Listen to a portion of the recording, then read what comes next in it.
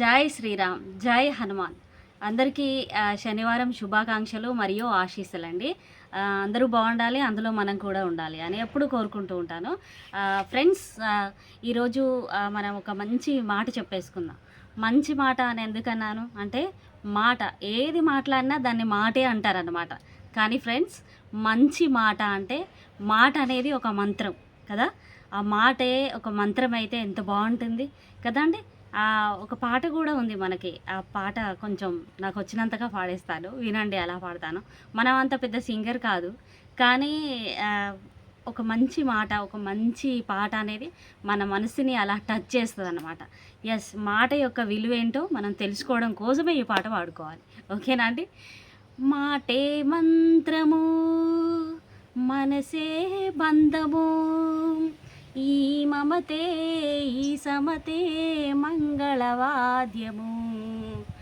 మాటే మంత్రము, మనసే బంధము, ఈ మమతే ఈ సమతే మంగళవాద్యము.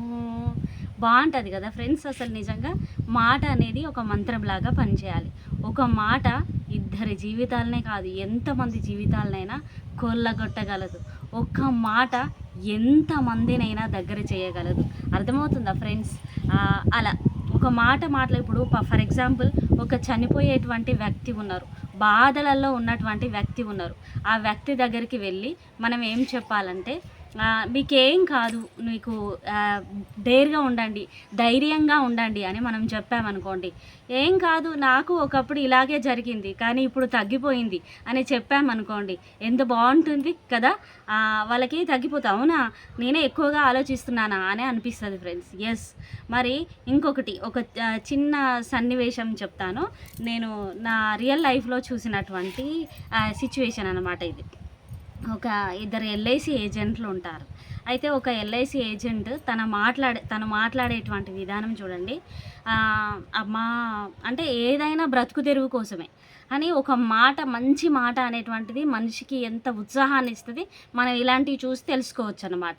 అయితే ఒక ఎల్ఐసి ఏజెంట్ ఉంటారు. తను ఏం చెప్పారంటే, అమ్మా మనకి డబ్బులు ఎంతుంది, ఈరోజు జేబులో 1000 రూపాయలు ఉంటే 1000 రూపాయలు అయిపోతాయి, 5000 ఉంటే 5000కు సంబంధించినటువంటి కోరిక కలుగుతుంది, 10,000 ఉన్నాయనుకో 10,000 రూపాయల కోరిక కలుగుతుంది. కాబట్టి 100 రూపాయలు ఉన్నాయా 10,000 ఉన్నాయా అనేటువంటిది ముఖ్యం కాదమ్మా, ఆ 100లో నువ్వు ఎంత సేవ్ చేసావు, ఆ 10,000లో నువ్వెంత సేవ్ చేసావు అనేటువంటిది ఇంపార్టెంట్ అమ్మా. మనకి డబ్బు సేవింగ్ అనేటువంటిది ఉండాలి ఖచ్చితంగా. ఒక చిన్న ఎల్ఐసి, నేనేమో లక్షలు చేయమనట్లేను కదా, చిన్న ఎల్ఐసి చేయండి అమ్మా, మీ మంచి కోసమే, మీ బిడ్డల భవిష్యత్తు బాగుంటుంది అని చెప్పారు. బాగుంది కదా. అదే సేమ్ ఏజెంట్, ఎల్ఐసి ఏజెంట్ ఒక వ్యక్తితో మాట్లాడుతుంటే విన్నాను. అది ఎలా మాట్లాడుతున్నారంటే, ఒకవేళ మనకి ఏమైనా అయిందనుకోండి, మన డెడ్ బాడీ రోడ్డు మీద ఉండొద్దు, అది పైసలు ఉన్నాయనుకోండి, మన మన పైసలని చూసి ఉన్నాయి కదా, పైసలు వస్తాయి కదా, వాళ్ళ పైసలు పెట్టి వాళ్ళని దహనం చేద్దామని అనుకోవాలి. బాలేదు కదా. అయితే చేసేవాళ్ళు ఎలా అయినా చేస్తారు, చెయ్యని వాళ్ళు నువ్వు లక్షలు ఇచ్చినా లక్షే కదా అంటారు. అదనమాట మాటకున్నటువంటి ఇద్దరు ఎల్ఐసి ఏజెంట్ల యొక్క మాట తీరు చూడండి ఎలా ఉందో కదా ఫ్రెండ్స్. అలా ఇంకొకటి, మాట తీరు అనేటువంటిది మనం ఎలా ఉండాలనేటువంటిది ఈ మాటల ద్వారా తెలుసుకున్నాం. ఇంకొకటి, చిన్న పిల్లలు ఉంటారు, వాళ్ళు ఎలా మాట్లాడతారంటే, వాళ్ళు రఫ్గా మాట్లాడినంత మాత్రాన వాళ్ళ మనసు మంచిది కాదు అని అనుకోవద్దు. వాళ్ళు సాఫ్ట్గా మాట్లాడినంత, మెత్తగా మాట్లాడగానే వాళ్ళ మనసు సూపర్బ్ అని అనుకోవద్దు. రఫ్గా మాట్లాడిన వాళ్ళ మనసు మంచి సెన్సిటివ్గా ఉండొచ్చు. సెన్సిటివ్గా మంచి మెత్తగా మాట్లాడిన వాళ్ళు చాప కింద నీరులాగా చేరిపోవచ్చు.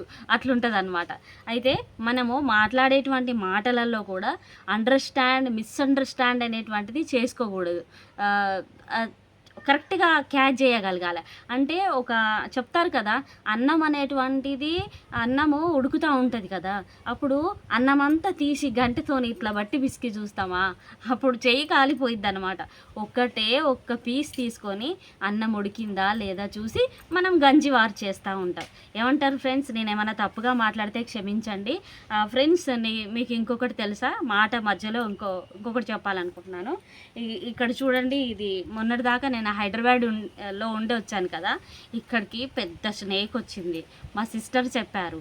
అయినా కూడా నేను ఇక్కడ కూర్చొని ఎందుకు చేస్తున్నానంటే, ఇంట్లో చేయకండి, వీడియో ఎడిటింగ్ బాగుండాలి, బ్రైట్ ఉండాలి అనేసి చెప్పారు కదా, అందుకని ఇక్కడ చెట్టు మీద ఒకరోజైతే ఇక్కడ అంటే హైదరాబాద్ వెళ్ళే కంటే ముందు ఇక్కడ కూర్చుంటే పైనుంచి ఒక పెద్ద తొండ పడింది మీద. అయినా కూడా డేర్ చేసి వీడియో బ్రైట్గా ఉండాలి, చూసేవాళ్ళు మన వీడియోస్ చూస్తున్నారు, లైక్ చేయట్లేరు, అండ్ ఎవరైతే కామెంట్ చేస్తున్నారో వాళ్ళు లైక్ చేయట్లేరు. ఏం కాదు, ఒకరికి మంచి చేస్తే మనకి మంచి దేవుడు చేస్తాడు. ఒక లైక్ మీరు చేశారనుకోండి, దేవుడు మీకు 100 లైకులు చేస్తాడు. ఒక కామెంట్ మీరు నాకు చేశారనుకోండి, మీకు 100 కామెంట్లు, you are good, you are superb, you are best father, you are best mother, you are best sister, you are best friend అనేటువంటి బెస్ట్ కమెంట్స్ మీరు వినేలాగా దేవుడి చేస్తాడండి.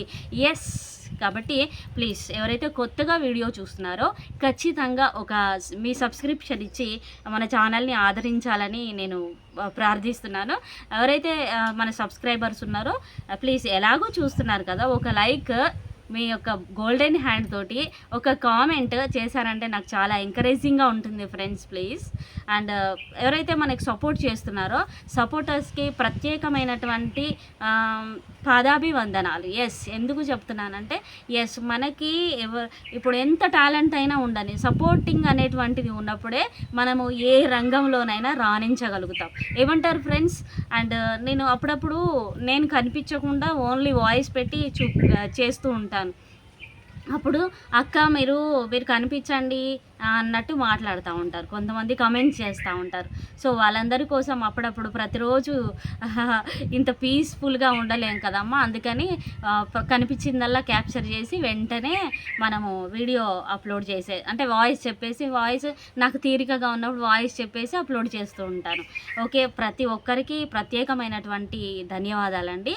ఎస్, మనం ప్రతి ఒక్కరి నుంచి కూడా ఎంతో నేర్చుకునేటువంటిది ఉంటుంది. ఎస్, మాట అనేటువంటిది ఒక మంత్రంలాగా పనిచేయాలి.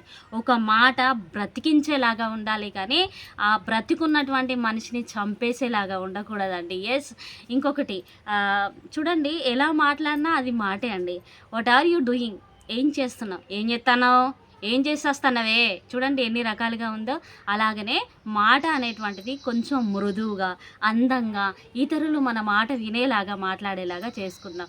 చూడండి, కొన్ని మాటలు ఉంటాయి, అవి కత్తుల కంటే పదునైనవండి. ఎస్, చూడండి, మనము ఏదైనా ఫర్ ఎగ్జాంపుల్, ఇదిగో ఈ జ్యువెలరీ ఉంది కదండి, ఇది ఇరిగిపోయినా మనం మళ్ళీ గోల్డ్ షాప్కి వెళ్ళి అతుకు పెట్టుకోవచ్చు. ఒక కర్ర విరిచేసామనుకోండి, పర్లేదు, ఇంకొక కర్ర దొరుకుతుంది.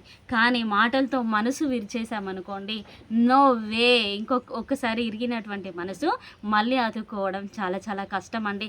ప్రత్యేకమైనటువంటి ధన్యవాదాలు తెలియజేస్తూ, వీడియో చాలా పెద్దగా అవుతుంది కదా, ఇంత పెద్దగా అవుతే మీకు చాలా కష్టం, అందుకని మిమ్మల్ని దృష్టిలో పెట్టుకొని నేను వీడియో ముగించేస్తున్నాను. Thanks for watching. మొత్తం చూసినటువంటి వాళ్ళకి